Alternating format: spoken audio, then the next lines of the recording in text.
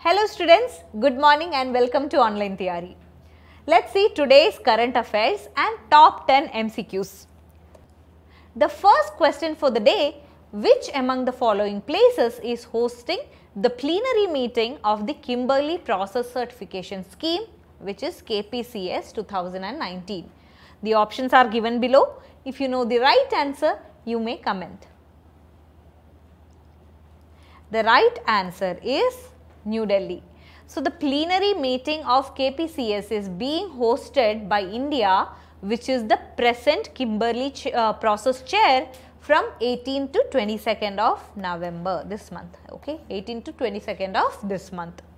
The plenary meeting was inaugurated by Commerce Secretary Anup Wadhwan. The importance of KPCS is immense to India as more than 1 million people. More than 1 million people are directly employed by the diamond industry, and it plays an important role in sustaining livelihood of these people. So, Kimberley Process is a joint initiative which involves government, the diamond industry, okay, and civil society.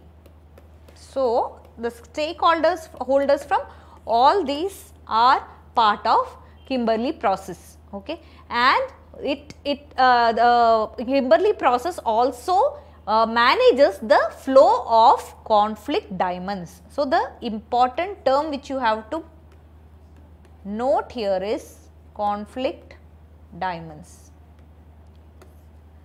What are conflict diamonds? So, they are rough diamonds used by rebel movements or their allies to finance conflict aimed at undermining legitimate government. Okay. So, in 1998, certain rebel movements in Africa were selling, among other things, illegally obtained diamonds known as conflict diamonds to fund their wars against legitimate governments. Okay. So, they were using diamonds as a resource to fund wars against governments, legitimate governments which were either democratically formed or formed otherwise which were legitimate. With a view to find ways to stop trade in conflict diamonds, the world's diamond industry, United Nations, governments and leading NGOs came together in November 2002. In November 2002 at Interlaken, where the final draft of Kimberley process was ratified by more than 50 nations. So, the KPCS came into effect from 1st of January 2003. Okay, please make a note of this. So, KPCS came into force by 1st of January 2003 and evolved into an effective mechanism for stopping the trade in conflict diamonds. It is also described in United Nations Security Council resolutions. Okay. So, these processes are also mentioned in UNSC resolutions. As per KPCS, each shipment of rough diamonds which is being exported and imported by crossing an international border will be transported in a tamper-proof container, which will be accompanied by a validated Kimberley Process Certificate. Okay. So, this is an important process which is happening through this KPCS, that Kimberley Process Certificate will be given to any diamond trade which is happening internationally, and the shipment can only be exported to a co-participant country along with this certification. Without this, it will not be traded in any of the KPCS participant countries. Okay. So, this is the importance of KPCS, which is Kimberley Process Certification Scheme, and this year the chair is India. Now, let us move on to the second question. Second question for the day. Dash is the joint exercise between the Qatari Emiri Navy and Indian Navy forces. The options given are Roar of the Sea, Malabar, Milan or Varuna. The right answer is option A. So, Indian Navy guided missile stealth frigate INS Trikand and patrol aircraft P-8I has arrived at Doha for the inaugural edition of the bilateral maritime exercise Zair al-Bahr, which is Roar of the Sea, being conducted from which has already started from 17th and will go until 21st of November. Okay. So, Zair al-Bahr 2019 would strengthen the cooperation and enhance interoperability between the two navies. The exercise will include a 3-day harbour phase and a 2-day sea phase.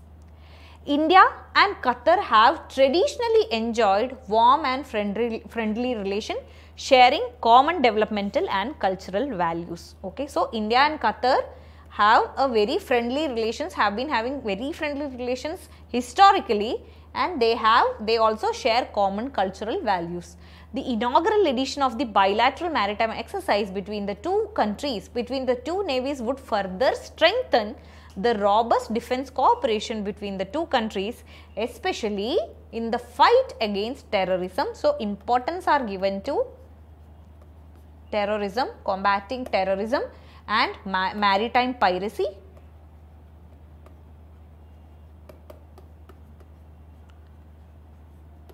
and maritime security.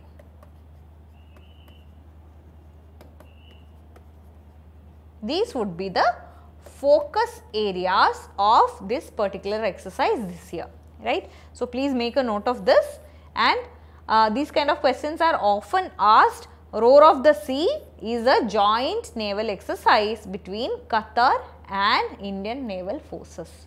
Okay. Moving on to the third question for the day. Which among the following places hosted business seminar India Rising? The options given are Thailand, Indonesia, Vietnam or Malaysia, and the right answer is Thailand. On the sidelines of ASEAN Defence Ministers meeting, Defence Minister Rajnath Singh attended the business seminar India Rising held in Bangkok, Thailand. So, this was held in Bangkok. It is organized by the Indian Chamber of Commerce. So, this was organized by the Indian Chamber of Commerce at Defence and Security Exhibition 2009 in which is happening in Bangkok. Okay. So, Defence and Security Exhibition is happening in Bangkok. The government has set a target of taking India's defence exports to $5 billion in 2025. So, according to India's vision, India wants to take India's defence exports by 2025 to how many billion? $5 billion. Please make a note of this. This is the vision which India has garnered in Draft Defence Production Policy 2018. So, Defence Production Policy, which is this Draft Defence Production Policy, aims to promote domestic production by public, private and MSMEs and take it to $5 billion by 2025. Okay, so this is attending this business seminar etc. is a cornerstone in achieving this aim by Indian government, right. Let us move to the fourth question for the day. Which among the following academies will be awarded with the Honorable President's Colour Award? The options are given below, and if you know the right answer, you may comment. The right answer is Indian Naval Academy. So, the Honorable President of India and the Supreme Commander of Armed Forces, Indian Armed Forces, Shri Ramnath Kovind. So, as we all know that Supreme Commander of Indian Armed Forces is President of India. Whoever is holding the position of President of India is also Commander in Chief of Indian Armed Forces. So, right now Shri Ramnath Kovind will award the President's Colour to Indian Naval Academy on Wednesday 20th of November 2019. The President's Colour is the highest honour that is bestowed upon a military unit, and this is going to Indian Naval Academy this year. This award is a recognition of the human service rendered by the institution in training and shaping Indian naval officers over the last 50 years at 3 different locations: Kochi, Goa and Erimala. Okay, so where are the training centers which are Indian Navy is training officers? They are Kochi, Goa and Erimala. These are the training centers of Indian Naval Force. You may make a note of these also. Okay. Let's see the fifth question for the day. The 29th Regional Contact Points RCP meeting of Asia Pacific region of the World Customs Organization is going to be held. In this context, consider the following statements. Okay. So, 29th Regional Contact Points meeting of Asia Pacific region of what? World Customs Organization WCO is being held, is going to be held, and there are two statements given in this question. The statements are: this meeting is organized by the Central Board of Indirect Taxes and Customs at Puducherry. That is the first statement. Second, as a mandate of the Vice Chair Office, India is organizing the current RCP meeting in Puducherry. So, we have to choose the correct answer, the right option from this. Okay. The right answer is both 1 and 2, both first statement and second statement are right. So, the 29th Regional Contact Points meeting of Asia Pacific region of World Customs Organization WCO is being organized by whom? Central Board of Indirect Taxes CBIC and Customs in Puducherry, which is happening, which has already started yesterday to 18th to 20th. So, India is a member of Asia Pacific region of WCO. Okay. So, India is a chair, vice chair this year. Okay. So, that is why India is holding this meeting at Puducherry, and India is a part of Asia Pacific region of WCO and is also currently the vice chair since July 2018. So, WCO was established in the year 1952 as the Customs Cooperation Council, okay, which is an independent intergovernmental body whose mission is to enhance the effectiveness and efficiency of customs administration. Okay. So, what does WCO do? This is an independent intergovernmental body whose mission is to enhance the effectiveness and efficiency of customs administration. So, rightly CBIC is organizing this event in India. So, today WCO represents how many? 183 customs administration. How many administrations? 183 customs administrations are represented by WCO across the globe that collectively process approximately 98% of the world trade. So, as the global center of customs expertise, the WCO is the only international organization with the competence in customs matter and can rightly call itself the voice of the international customs community, right. So, let us see few key points about WCO. Its headquarters is located in Brussels. Okay, it is headquartered in Brussels. Do you know where the Brussels is, in which country? If you know, you may comment. It is in Belgium. Headquartered in Belgium, and right now this current secretary is Kunio Mikuria. Okay, who is the current secretary of WCO? It is Kunio Mikuria. Okay, so these kind of questions might be asked in famous personalities section. So, if you know, if for example, if question is asked who is the current Secretary General of United Nations, if you know Kunio Mikuria is the Secretary General of WCO, you can right away eliminate this option. So, this is why you should be, when you are reading about a particular organization, you should also try to understand where is the headquarters of this particular organization and who is the present office bearer, so that elimination and inclusion of these options would be possible when you are attempting to answer, right. Let us move on to the sixth question for the day. The Government of India have signed the loan pact to modernize the Vijayanagara Channel irrigation systems with dash. The right answer is Asian Development Bank. So, USD $91 million loan will be provided by the Asian Development Bank to modernize the Vijayanagara Channel irrigation systems and prepare river basin management plans in the Krishna river basin that will help improve irrigation water use efficiency and contribute to improving sustainable water security in India. Okay. So, Vijayanagara Channel is a part of Krishna river basin.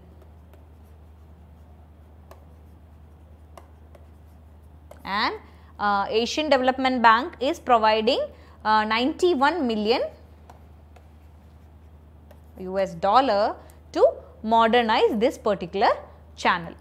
So, what is Asian Development Bank? Why should Asian Development Bank be giving loan to India or state governments in India?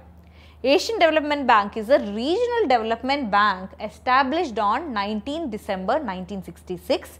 So, this was established on 19th December 1966, which is headquartered in Ortigas Center located in the city of located in Philippines. Okay. So, Asian Development Bank is headquartered in Philippines. Okay. So, Asian Development Bank is a regional development bank which gives loans for developmental activities to Asian countries especially, right. So, let us move on to the 7th question. Which among the following awards is the highest civilian award in the field of contribution to the unity and integrity of India? Okay. There are 4 options given, which are Bharat Ratna, Padma Vibhushan, Sardar Vallabhbhai Patel Award or Padma Shri. The right answer is Sardar Vallabhbhai Patel Award. Government of India has instituted the highest civilian award in the field of contribution to the unity and integrity of India in the name of Sardar Vallabhbhai Patel. The award seeks to recognize notable and inspiring contributions to promote the cause of national unity and integrity. So, this will promote cause of national unity and integrity and to reinforce the value of a strong and united India. All citizens without distinction of religion, caste, race, gender, age or occupation or the place of birth or any other categories would be eligible for the award. So, irrespective of all these discriminations or all this categorization, any person would be eligible for the award. Any Indian national or organization. So, it is not just for the individual, any Indian national or organization or any institution based in India. So, this is the category. Okay, it should be based in India, would be able to nominate an individual for consideration for this award. Okay. So, let us see the 8th question for the day. World Heritage Week is to be observed from 19th to 25th of November 2019. In this context, consider the following statements. The statements given are Indian Railway Catering and Tourism Corporation Limited, which is IRCTC, the tourism arm of Indian Railways, is launching Heritage Week Special Tour Package. Second statement, the unique feature of this package is that it will explore the heritage and culture of Gujarat. Which of the following options are right is the question, and our answer is both the options, both the statement given are correct. So, on the occasion of the World Heritage Week 2019, okay, which is being observed from 19th to 25th, Indian Railway Catering and Tourism Corporation Limited, the tourism arm of Indian Railways, is observing Heritage Week. Okay. The tour is being organized, and as part of this, a tour is being organized, being operated by Indian Railway Catering and Tourism Corporation, West Zone Office, Mumbai. Okay. So, the tour will cover the UNESCO World Heritage Site of Rani Ki Vav and famous Modhera Sun Temple and many more cultural and UNESCO heritage sites. Okay. So, that is the importance of this particular week. There will be a tour package which is running and it will be exploring the culture of Gujarat, right. Let's move on to the next question. Who among the following have launched the Bharatiya Poshan Krishi Kosh, which is BPKK? Okay, the options are given. The right answer is Union Minister of Women and Child Development and Textiles. Okay, so Union Minister of Women and Child Development and Textiles, Smriti Zubin Irani, along with Bill Gates, the co-chair of Bill and Melinda Gates Foundation, launched the BPKK in New Delhi. So, what is BPKK? It is Bharatiya Poshan Krishi Kosh.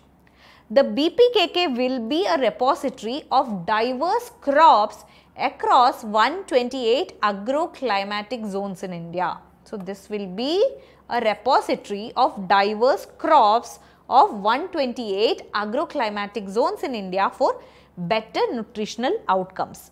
So, the launch of Poshan Abhiyan in 2018, the Prime Minister's overarching scheme for holistic nutrition to reduce malnutrition through a multi-sectoral results-based framework, offers India an opportunity to reduce malnutrition. So, Poshan Abhiyan was Poshan Abhiyan. Which year was this launched? This was launched in the year 2018. Okay, so this is Prime Minister's scheme for holistic nutrition, okay, to reduce malnutrition in India. So, the mission of Poshan Abhiyan is to target reduction of stunting, undernutrition, anemia and low birth weight babies. A novel feature of the Poshan Abhiyan is its focus on social and behavioral change among parents and for improving linkages between communities and the health systems towards paving the way for a mass movement to promote a transformative change. Okay, so, this is the main aim of Poshan Abhiyan and Bharatiya Poshan Krishi Kosh, right. Moving on to the last question. Which among the following ministry has released a report on health systems for a new India, building blocks, potential pathways to reforms? Okay. If you know the right answer, you may comment below. See the options which are given. The right answer is NITI Aayog. So, NITI Aayog has released the report on health systems for a new India, building blocks, potential pathways to reforms. The report has identified 5 focus areas. Okay. So, the report have identified 5 focus areas of the future health system which would help in delivering on unfinished public health agenda, change health financing away from out of pocket, so spend into large insurers, integrate service delivery vertically and horizontally, empower citizens to become better buyers of health and harness the power of digital health. So, this has stressed on best practices. So, this report has stressed on best practices adopted by the Suvarna Arogya Suraksha Trust of Karnataka. Okay. Suvarna Arogya Suraksha Trust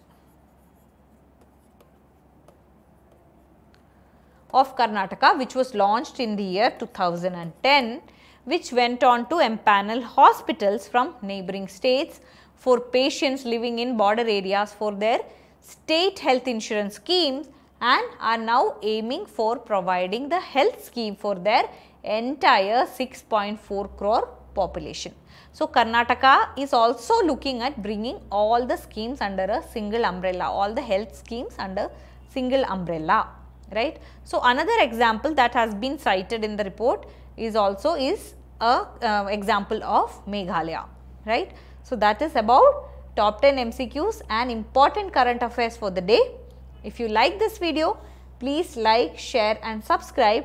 I will be coming up with current affairs and top 10 MCQs every day at the same time. So, till tomorrow, signing off, Anjali.